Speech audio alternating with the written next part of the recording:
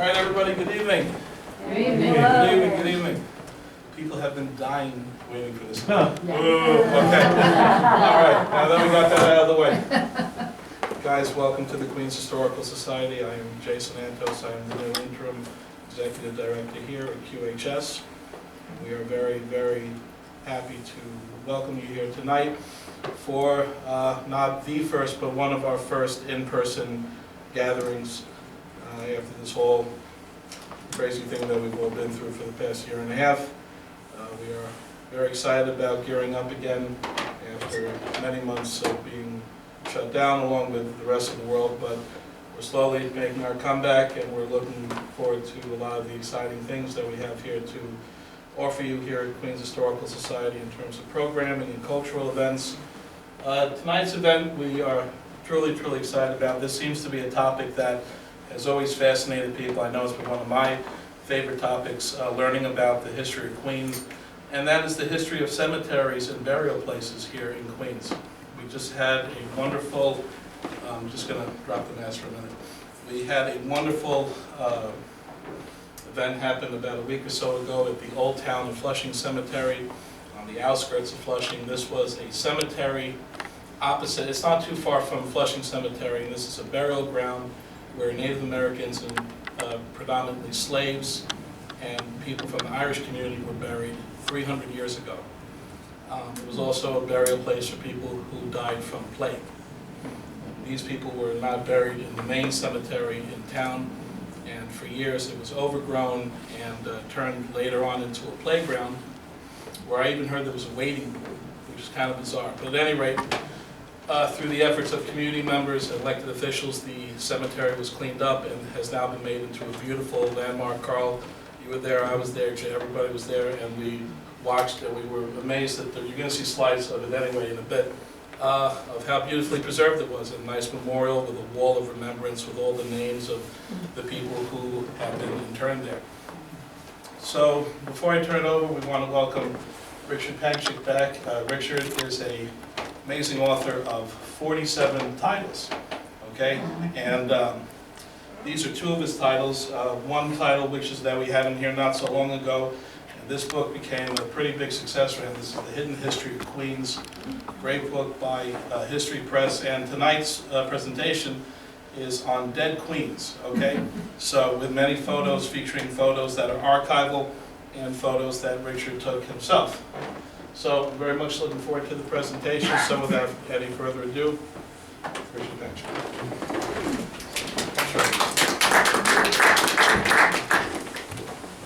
Thank you all for coming out on this cold evening to listen to me talk about dead queens.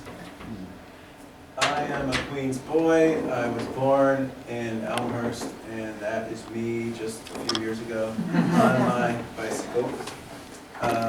PS 102, sidebar, my school, which was only a half a block from my house, was actually the site of a Hessian soldier encampment during the Revolutionary War, which I didn't know about until I researched it myself. So the spot where I was riding my bike was actually an encampment. So how did I get to this point? The road to Dead Queens was a long and winding road, starting with Hidden History of Queens, which was about 3 years ago, was preceded by Hidden History of Long Island. And Hidden History of Queens is an interesting book that talks about some of the cemeteries, and that got me further in the process. Abandoned Queens came next. It's a book about abandoned places around Queens, also an interesting title, a lot of color photographs. But that led me to do a book on the cemeteries of Queens, because I had already been to many of them. So we start the story with why there are so many cemeteries in Queens, and it traces back to Manhattan. Now I have many family members, ancestors, who lived in Manhattan but are buried in Queens. And what simply happened, as you can see from this image from the 19th century, is that there was no place left for burial in Manhattan. Because of the Randall Plan that had been laid out in 1811, the streets were all laid out up, you know, from Union Square up all the way up. So you had your Central Park and you had some existing churchyards, but you didn't really have a big place for bigger cemeteries at all. You only had churchyards basically. And what happened in the mid-19th century was legislation was passed that allowed cemeteries to exist for profit. So this opened up the development of Queens, and then later Long Island, but we're talking about Queens here, Queens for use for cemeteries. So one of the early ones that was developed was the Lutheran Cemetery, now known as All Faiths, in Middle Village, and I have family here. This is one of the bigger cemeteries in Queens, and one of the more interesting ones for a few reasons. It's interesting because it's greatly diverse and varied in its appearance. And there are certain parts of it, like this part where I was looking for my family's gravestone. A lot of the less wealthy people were buried here, and they may not have had a gravestone. So what you see, the gravestone here and here, doesn't mean there's nothing here. It just means that these plots might have been unmarked. So it's very hard if you're looking for your ancestors, and this cemetery can be a challenge, because I was looking in a road where there was a lot of missing space. And then you get parts of the cemetery that are like this, with this kind of cobblestone path and a hill. And then you see monuments on either side, and you have sections that are fenced off. So the age of the stones in this cemetery varies greatly. It's one, you know, there are a lot of cemeteries that there are sections that are newer, sections that are older. I feel like in this cemetery it's a mixed bag.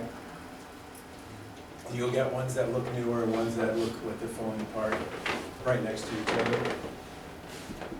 The other interesting thing about this cemetery is kind of at the periphery of it, there's, I don't want to say a junkyard, but there's junk in a yard that is on the edge of the cemetery. So when I went closer, I saw a car and some kind of other vehicle. And you can see it's a car from probably the early 70s. So just exploring, you know, when you explore the corners of a cemetery, it's always interesting. Sometimes the corners are adjacent to commercial property, sometimes they're adjacent to just kind of wild places. There's the inside of the car. And there's a railroad trestle also in the, adjacent to this cemetery. Calvary is obviously, it's a huge cemetery. It could have its very own book. But Calvary is probably, I've read different things, but it's probably the biggest as far as burial cemetery in the country. Calvary, this particular entrance may be familiar to some if you've watched The Godfather. This is where the funeral procession came through this gate.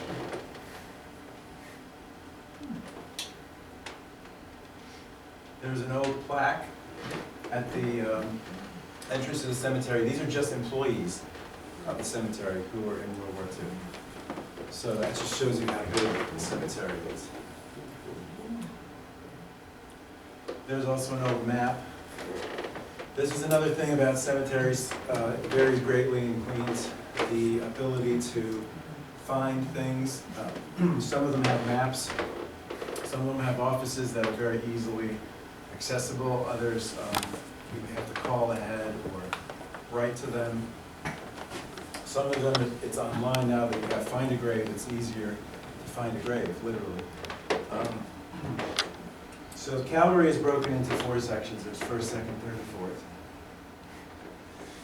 And what I find interesting about Calvary is, I think, the sheer number of large, tall monuments in there that are just really impressive in their size and height. Another thing to note is when you visit a cemetery, depending on the time of year, this was in, I believe, January or December, it's such a stark difference in the same place. And you can see that the trees give it kind of an eerie feel. Other cemeteries, when it's springtime, it's all in bloom. I'll show you a little bit. It makes such a huge difference in the atmosphere. But you can see there's a church in the background. There's a lot of this kind of thing in Calvary and other places, but I've noted it here, where there's twin monuments, related families, and clearly these were expensive to create something of this nature. When you are in a cemetery in Queens, always take a close look at the sculpture. The detailing on the carvings is exquisite. And you know, you can picture this piece by itself in a museum somewhere because of its details.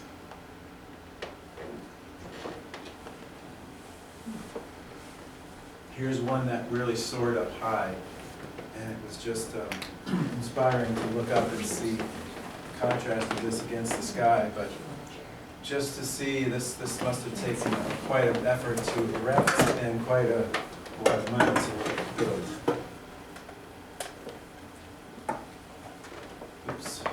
Yeah, so mausoleums like this one are also common in many of the cemeteries.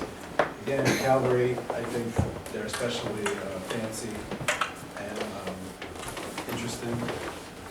Victorian era. Now, obviously, Calvary, I'm not showing you all of Calvary, but it's worth exploring. There's a lot of historic, there's a Civil War section.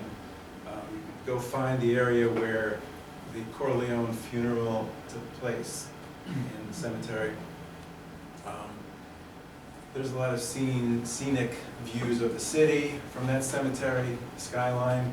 The LIE comes right next to it, Queens Boulevard. So it's got a lot of different vantage points and points of interest that you can see from different parts of the 4 sections. Excuse me, what year was that open? The year, Calvary, the year it was open? I want to say 1850 something. I'd have to check. 1850. Please hold your questions though till the end. Okay. Thank you. Flushing Cemetery, which is not far from here, one of my favorites to visit, especially in the springtime. It's quite a beautiful cemetery. You find it's always worth taking a closer look at. This is a plaque that's on one of the stones. You might miss it if you don't take a close look, but it was dedicated to the memory of the principal of the Flushing Institute. So you could literally spend a day in each cemetery just looking at each stone, looking at what inscriptions, sometimes there's poems on them, and looking at the details of them. As I said, there's a lot of beauty in this Flushing Cemetery. You'll see more pictures of the azaleas in bloom here in the springtime. But it's just a very green cemetery. There's a lot of trees, there's a lot of flowering shrubs. And just every cemetery has its own kind of feel. And the feel you get in the Flushing Cemetery is perhaps less macabre than others. I know it's weird to say that about a cemetery, but every cemetery has its kind of distinct aura about it. And the Flushing Cemetery is, and again, this is what people might look for when they're looking for a place where they will spend eternity. They might say, well, this cemetery looks nice, I'd like to be under this tree. That's what people do. So this cemetery is, I think, that for a lot of people who are looking for a serene, pretty setting. As you're in cemeteries in Queens, you will note many of the names that are Queens historical names, like Duryea, and I'll show you more going forward, but people like yourselves who are interested in Queens history, obviously some of these names will ring a bell. And as you go through Queens cemeteries, always look to see, if you're in Flushing, you might see Flushing names. If you're in Jamaica, you might see Jamaica names going way back. Now, if you were to see this name, you know, from the 1950s, you may not be able to connect it to the family, an earlier family, but when you're seeing names from the 19th century and before, you can have a pretty good guess that if you look it up further, you'll be able to trace them back to the 1700s. So here are the azaleas that I was telling you about. They're just beautiful, and they're all over Flushing Cemetery. Mostly pink, but there's some white ones here too. And obviously this is a huge difference when you're here in April and May, and this is in bloom, versus later when it's not in bloom anymore. So again, it's a cemetery, you can visit it 5 times or 6 times in a year and have a completely different perspective on everything. So again, here's a view. These are some of the smaller stones here, and then you have some nice evergreen trees here, and it's just everywhere you turn. What you should do in cemeteries like this is, what I did, is you drive your car in, and you park, and you walk around a certain section, and you drive further, and you park and walk around. It's really the best way to see it, because if you're just driving, you're not going to see each particular section the way it was intended to be experienced. Also interesting was that I was working on this book just during the pandemic, kind of in May last year, when people were still not really emerging from their houses. So it's interesting to be out and about at that time in the cemetery. Here you have 3 stones that are surrounded by this big azalea, which obviously must have been a lot smaller when these stones were there, or not even existent yet, but the shrub has overtaken the stone. And this is what happens too in cemeteries, is that nature kind of blooms and grows around everything, which here obviously they didn't consider this to be a problem. They didn't need to cut the bush down. But in other places, you might find cemeteries where things are overgrown. And that might mean, like in all faiths, where there's gravestones of people who were immigrants and had no other family and were forgotten about, that things are overgrown because nobody paid for the upkeep, or nobody came to visit. Here's another example. You've got the azalea between the stones, and just a very scenic and pretty vista as you're walking along. And of course, most of the people that I encountered were going to specific graves. So it's a different experience, obviously. If you have family somewhere and you're only going to that one spot, you're not really getting a full sense of the cemetery. And maybe it's not something you want to do in a cemetery where you have a loved one, but certainly other ones where you have no personal connection, that's something maybe that you could do more freely. I just took this picture because I thought it was interesting. You'll see interesting names. I've seen all kinds of names in cemeteries on stones, and this one too, because it just said that and nothing else. So again, you look closely at some of the sculptures and the statues, and you can almost do a whole book on these stone sculptors and monument makers who worked on these stones. Now, sometimes you find something that's just overwhelming. So this one, I think, of all of the stones I've seen, just the sheer grief of it struck me. You have this woman figure kneeling on this large stone, and the large name here, and the person's name here again, and just the desolation of this struck me. And it wasn't out in a big open place, it was kind of off in a corner. But it also makes you wonder, does this mean the person was grief-stricken beyond consolation? Were they feeling guilty about something that happened in life? Or were they just big spenders and wanted to show off?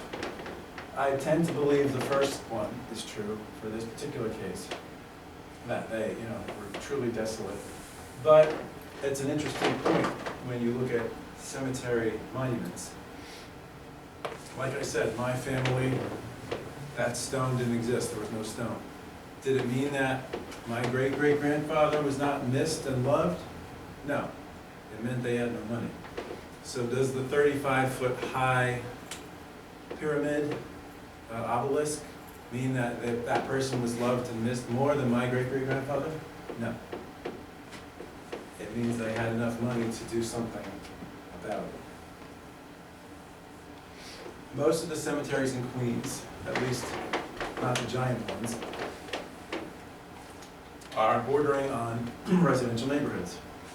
So here, Flushing Cemetery, you have right across the street, I think this is 46th, just houses, and the houses were here, they don't predate the cemetery, they were built after the cemetery. So these houses were built with a view to the cemetery. And this is the case in many places, in Maspeth, Middle Village, all the cemetery belt, Woodhaven.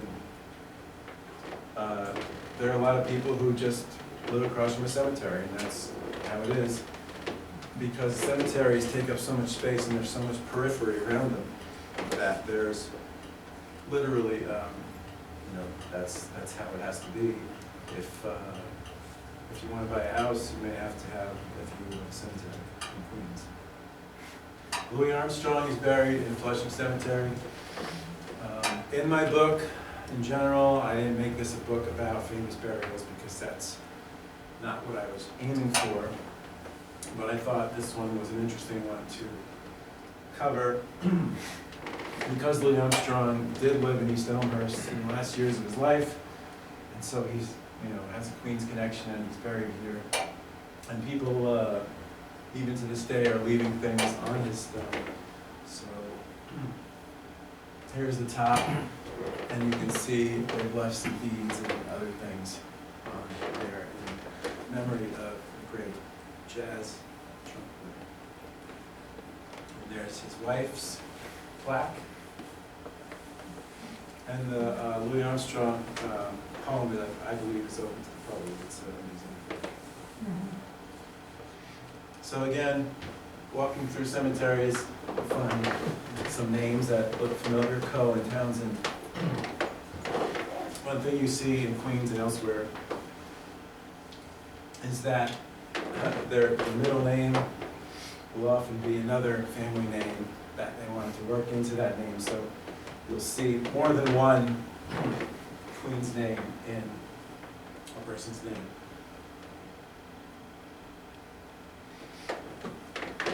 This is not the first one I saw, but again, just as the final slide of this cemetery, again, it shows the beauty of these stones and the monuments. And here you have an angel sitting atop of this one. And I just was struck by the beauty of this particular one. And like I said, in this cemetery and most, you have these, and then you have just small unassuming ones around it. So it really, obviously, just depends on who bought what plot and decided to do what. Grace Church Cemetery in Jamaica is one of the oldest in the city. Grace Church itself, this one, is a 19th century replacement for an earlier one. But what happens in cemeteries in general is that they outlast the churches, because churches burn down and cemeteries don't. So here are some of the, here's again, center of Jamaica, so you've got buildings on all, you have the street on one side, but buildings on both sides of the property. And you have these stones that are clearly very old from their construction and their thickness and the way they're angled. So again, here's one of the newer buildings in Jamaica across the street. And then you've got this 18th century cemetery here, right in the middle of Jamaica. Famous burial here is former governor of New York, John A. King, who was the son of Rufus King. Rufus King's home is open to the public as a museum, as you all know. So these stones in this cemetery are interesting to look at, not just because of this, but because of their age. There's a shot of the church, and again, you can see how close these are to the walkway next to the church. You have some newer ones, newer plots, newer stones in the cemetery. It's not just for super old burials. And behind the cemetery are more of the newer ones. When I say newer, I don't mean 21st century, but I mean, early 20th century. So here's one of the older ones. Fish, Sarah Fish, 1780, age 34. Most of these are good, they're still legible. Some of them have poems on them. Eternal bliss shall innocence enjoy, and endless pleasures which can never, while here entombed. See, I had this written out, but I can't read it for this age. But a lot of them have poems on them. This is an extremely old one, 1730s. And here's a name that you'll probably know, Willett. 1780, 76. So when you're in a cemetery like this, you'll really get some Queens history, because these are some of the earlier people who were born in the 1600s here in Queens, or were born in England and came here. Another poem here.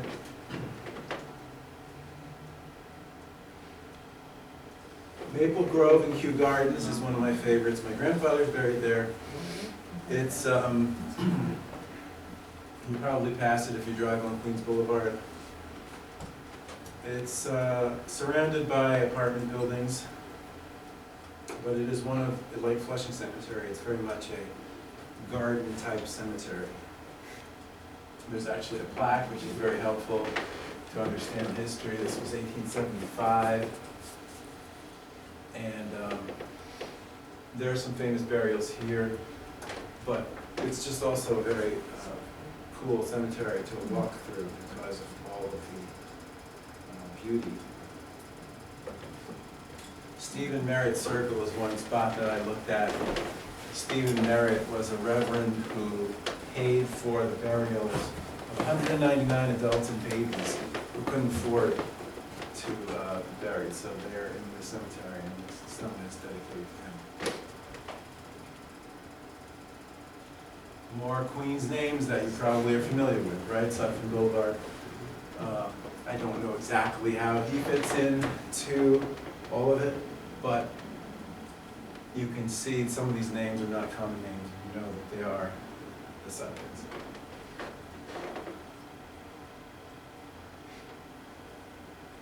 Again, this is the Stephen Merritt memorial with an angel on top of that rock. And you can see, you get a sense of this cemetery from this view, kind of spread out, all these stones. And sometimes it doesn't look like there's a plan in the cemetery, but there always is a plan, of course, because the plots have to be laid out and sold. And some of them are very linear, and some of them are not. Some of them are broken into circular sections, subsections divided in ways that maybe don't make sense until you see it on a map. So here's the stone for George Washington Johnson, a recording star, the first successful recording star in African American history. And again, you'll see things like this, and this was just in a corner of the cemetery. I didn't even I just happened to stumble upon it, but things like this, you always have to keep in mind too, who created the stone, who created the text. Was this, here it says Friends of Maple Grove Cemetery. But other times it's the person or their family. I saw one that said, you know, famous inventor, and I was like, according to who?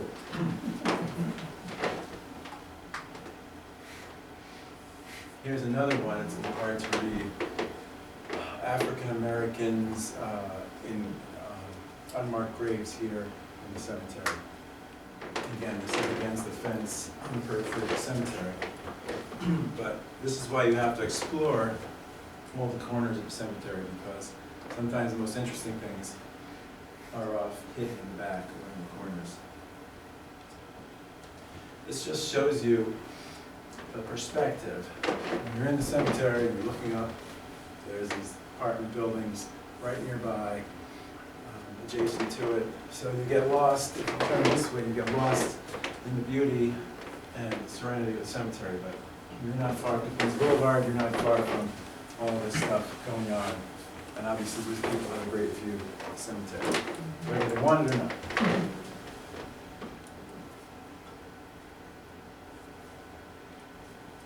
Okay, Archer, right, Archer Avenue.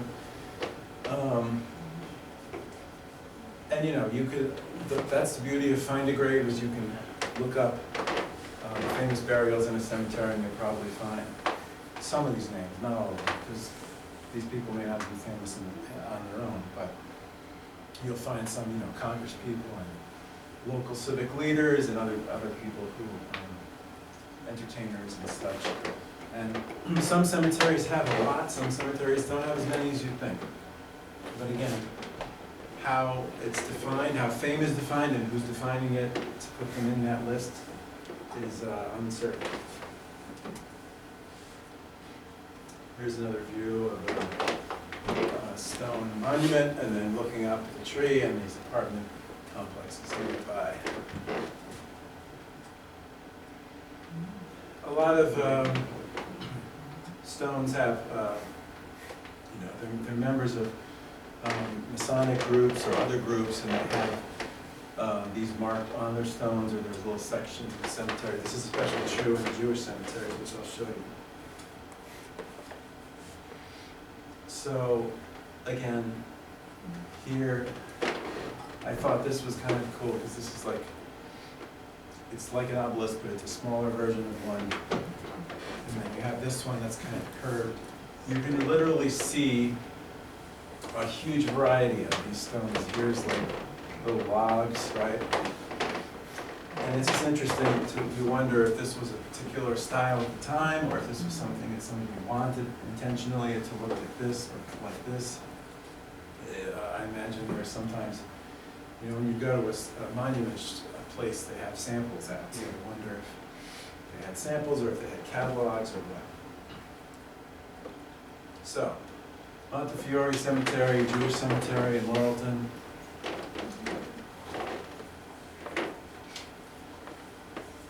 Generally speaking, many of the Jewish cemeteries are a lot different in their appearance than the Christian ones or non-denominational ones. The stones are closer together, tend not to be interspersed with large trees or winding pathways, but main roads, and then you wander through. And there's generally shrubs between stones. So you'll have ones that are polished like this, and then other ones that are engraved.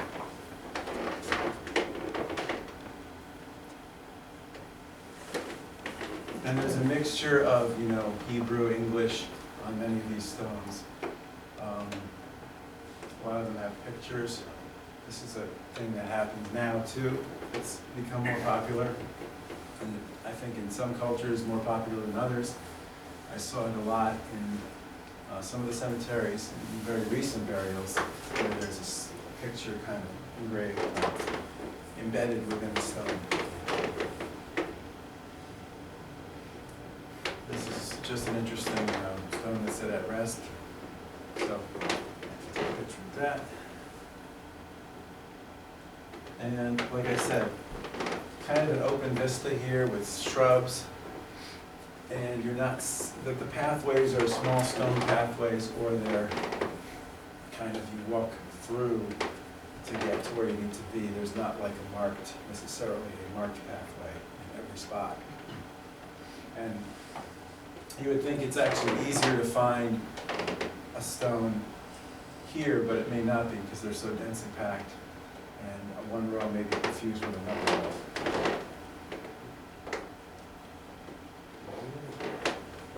The road where you would park on the side and then walk in amongst sections. And again, getting an idea of the density of the stones in this cemetery. Now, many of these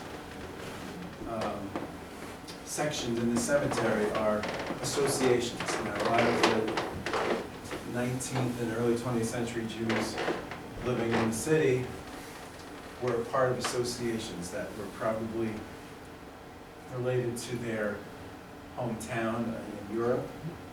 And they came here and they had these associations, and presidents of associations and officers, and then they bought, the association bought this plot, and you could buy from them a plot within this section. So there's a gate, and you go in, and it's all the Lviv Association, or the whatever Russian or European town they're from. And there are a great number of these. Usually they're on fronting that road that I showed you, and there is a pathway when you go through. So like I said, there's a mixture of languages on a lot of these stones, because a lot of these people were immigrants who had spoken English and Hebrew or English. So this reflects their reality. Again, another perspective on just how it just goes on, all these stones. And what you're not seeing, again, is you're not seeing these giant monuments and these tall ones that are generally uniform inside the cemetery. Here's another one that of the similar type of, it says Golden Eagle. So here's the road, here's another road, and this is the gate you can go through. So what I was saying before, this is chubby Harold Silver. I looked him up, I didn't really find anything on him. I guess he was chubby. He apparently liked to play the saxophone and was a musician of some kind. It's up to you what you want to put on your stone, I guess. So you could put chubby, you could, maybe he was thin, I don't know. But these are just, these kind of things strike me when I see them, so I record them. Now, being from Queens, being from Elmhurst, of course I took a special fancy to Elmhurst Cemeteries. If you're Queens buffs, you know this church, this landmark. It's one of the best Greek revival style pieces of architecture in the city. Dates to the 1830s, and the cemetery dates to the 1800s as well. This may be the only place I can think of in Queens where you have two churchyards across the streets from each other, St. James and Dutch Reformed. So you can see, again, some of the stones are a little faded, but you can still read them. They're interesting. You can't really go, the gate is kind of open on the side, but I just took close-up pictures. I didn't venture in to look at them. These are obviously a Queen's name, Rego. There's different spellings of it, but it's the same family, Dutch family. And depending, again, where you are in Queens, you might see more English or more Dutch. So Elmhurst, Newtown, there's a lot of Dutch in Newtown, so there are a lot of Dutch names. And this is from the 19th century. There's a great shot of the church itself. Beautiful condition. It's always been in this pristine condition as far as I can There you see the stones up against the church.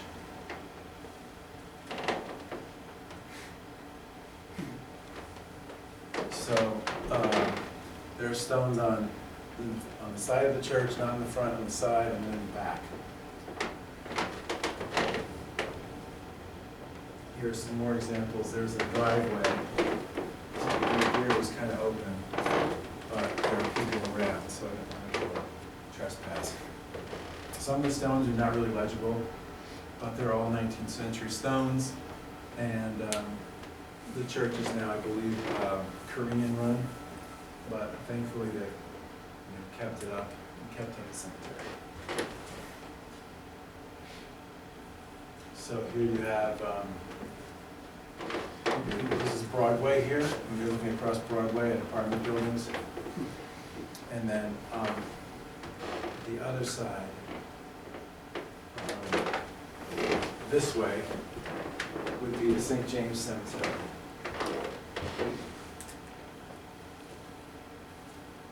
So here's, on the periphery of this cemetery, again, you have interesting stuff going on. There's this one stone here, right along the edge. Let's see if we can. Blue, and this person was from Rhode Island but died in New York. So here's another view, and you can see some of these are very sunken into the ground, deteriorated. It's unfortunate that this happens a lot, depending on the ground and depending on the stone and what it's made of. So Corona Avenue. Across the street, like I said, is the St. James Church, former church. The actual church is directly across the street, but that church is a later replacement of the original St. James Church, which still stands and was made a landmark a few years ago, which is the parish hall, officially. Dates to 1735. The cemetery is on the same side of Broadway as this cemetery. But the interesting thing about the church is that it is probably the only church in the United States where you could say that a future king of England worshipped there. King William IV, who was the last monarch before Queen Victoria, was a naval ensign here in Queens in the 1760s or 70s, and was stationed in Elmhurst, Newtown, and worshipped at St. James Church.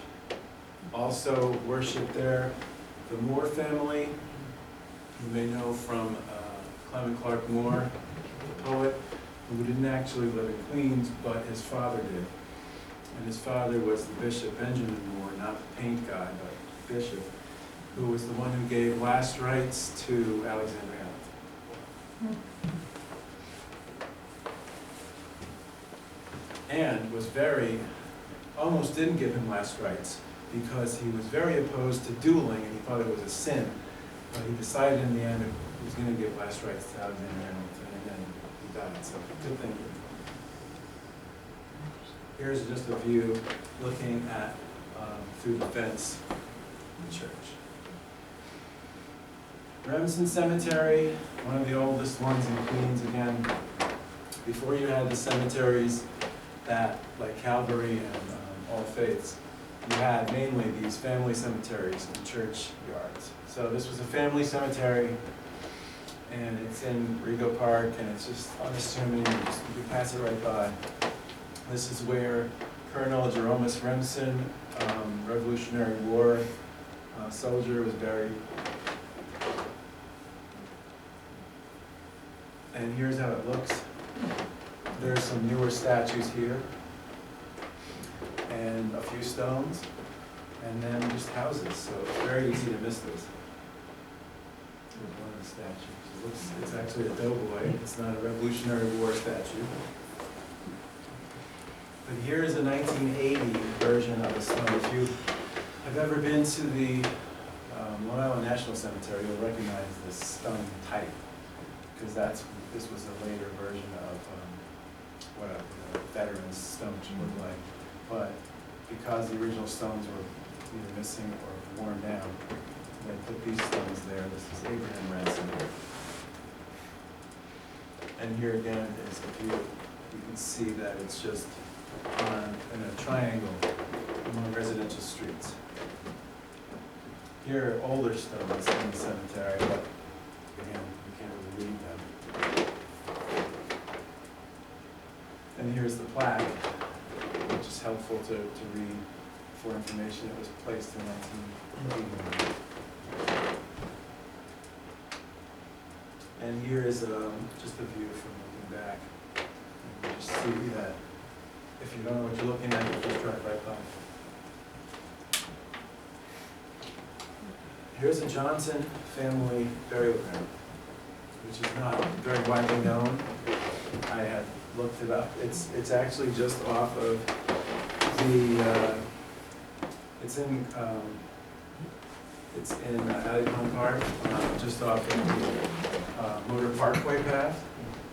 So as you're walking, there's no signage or anything. It hasn't been recognized yet. But as you're walking along, it's just up off the side there. Right here, in these woods. And there's an apartment complex here, and over here is where there are some African American burials from the 19th century. And I had to use, use the Google to pinpoint exactly where I was looking, because there's no marker.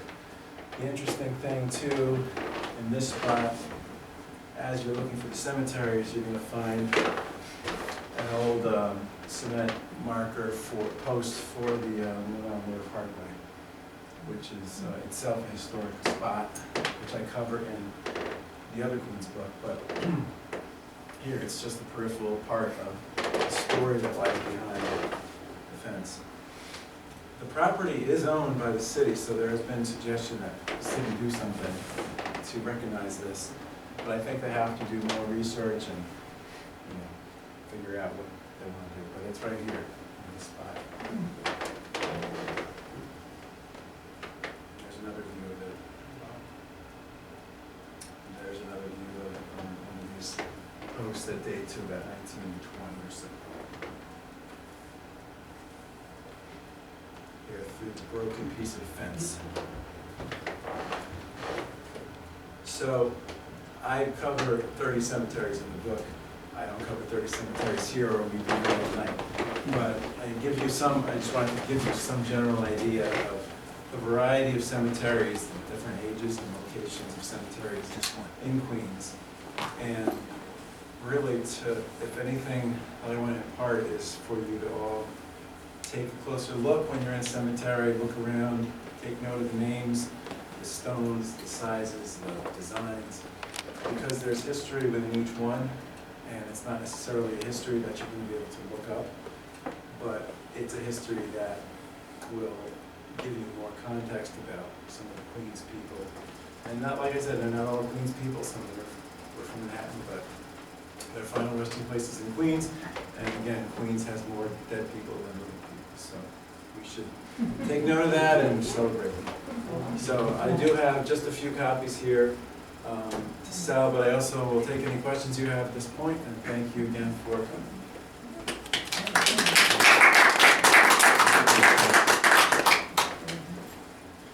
One of the reasons Jewish cemeteries look so much more congested than interdenominational cemeteries is that the Jewish people are buried one to a grave, whereas in the interdenominational cemeteries you can have 3 per grave.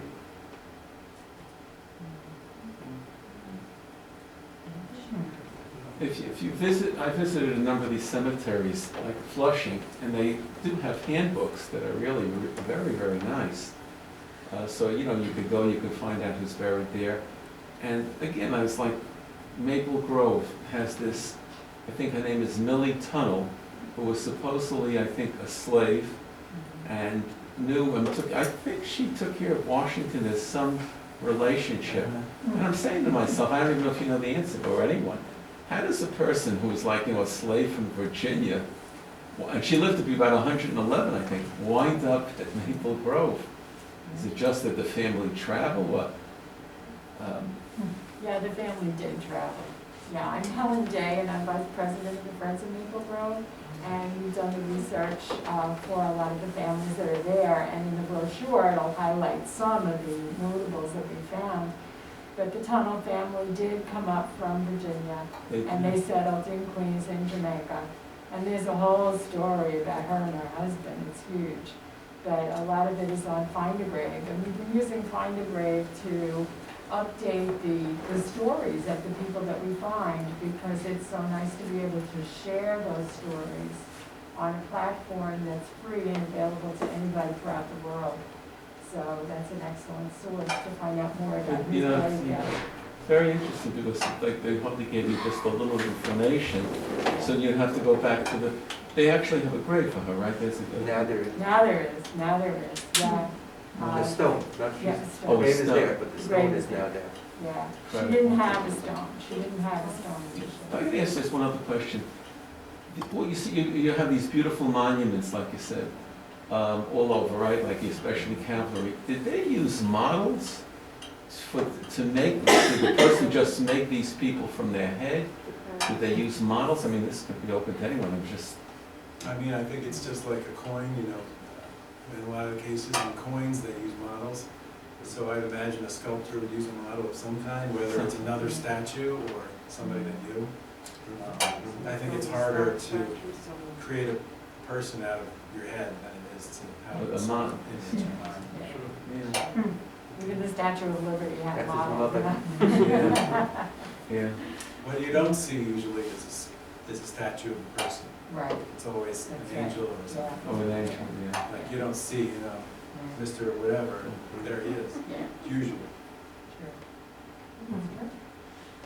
When you travel down by the, down by Calvary Cemetery and come down behind by the BQE, you still see a lot of the old stone cutters are there. They've been there for like a couple hundred years. Yeah. It's very rare, but you still see, Yeah. they're still in business, you know? Yeah, that's fascinating.